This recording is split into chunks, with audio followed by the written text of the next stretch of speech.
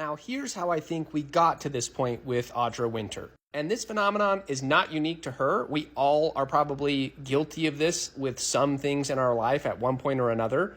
But basically, we're seeing her experience the Dunning-Kruger effect in real time. And this graph basically shows what the Dunning-Kruger effect is.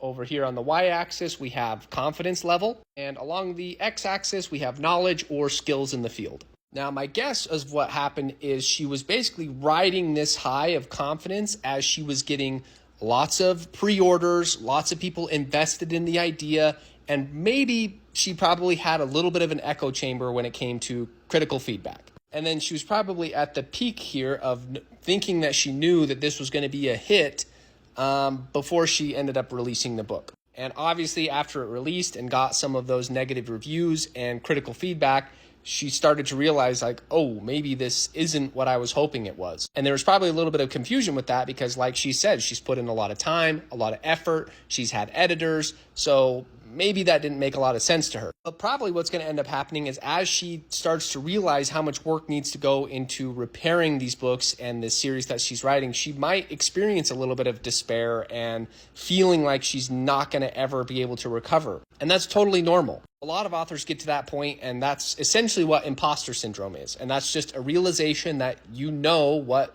needs to happen or you know what you don't know. But as you continue to work through that and continue to work through some of those tough times, eventually you'll start to get to the beginning of enlightenment where things are starting to make sense. You start to get that confidence back, and you can slowly start to climb that slope a little bit less steep than the first go around. To the point where, yes, you know that it's complicated, but you feel confident that you've put in enough time and effort into this work that you know that it is good this go around.